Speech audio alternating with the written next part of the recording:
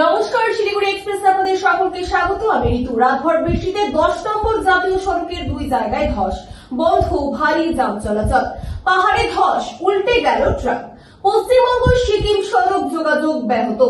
রাতভর টানা বৃষ্টিতে ভারী বৃষ্টির কারণে সিকিম এবং পশ্চিমবঙ্গের সংযোগকারী গুরুত্বপূর্ণ 10 নম্বর জাতীয় সড়কের 2টি জায়গায় ধস নেমেছে।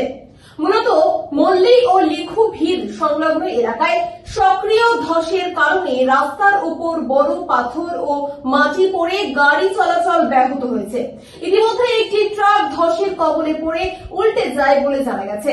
ধসের ফলে পশ্চিমবঙ্গ ও সিকিমের মধ্যে সড়ক যোগাযোগ কার্যত স্তব্ধ।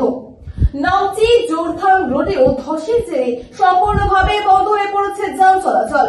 ঘটনাস্থলে বড় মাত্রায় কাদামাটি ও পাথর জমে থাকার রাস্তা পরিষ্কারের জোরদার উদ্যোগ গ্রহণ করেছে প্রশাসন। পরিস্থিতি সামাল দিতে মোতায়েন করা হয়েছে আধুনিক যন্ত্রপাতি ও উদ্ধারকারী দল। স্থানীয় সূত্রে খবর, বুধবার রাত থেকে শুরু হওয়া অঝোর বৃষ্টিতে পাহাড়ি ঢালে স্থিতিশীলতা নষ্ট হয়, যার ফলে এই ধসের ঘটনা। পুরো ঘটনার ফলে আটকে পড়েছেন বহু যাত্রী ও পণ্যবাহী ট্রাক চালকরা। NH10 ভ্রমণকারীদের প্রতি প্রশাসনের পক্ষ থেকে সতর্কতা জারি করা হয়েছে। বলা হয়েছে, পরিস্থিতি না স্বাভাবিক হওয়া পর্যন্ত যাত্রা এড়িয়ে চলতে এবং বিকল্প পথ ব্যবহার করতে। পথচারী এবং চালকদের উদ্দেশ্যে জারি করা হয়েছে বিবৃতি এবং সেই বিবৃতিতে জানানো হয়েছে, লিখু ভিড় ও মল্লি সংলগ্ন এলাকায় পাথর ও ধস পড়ার ঘটনা ক্রমাগত ঘটছে। পরিস্থিতি অনুযায়ী যান চলাচল নিয়ন্ত্রণ করা হবে।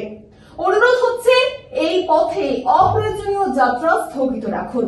এই ধসের ঘটনা আবারও প্রমাণ করল যে বর্ষা মৌসুমে পাহাড়ি রাস্তাগুলো কতটা ঝুঁকিপূর্ণ।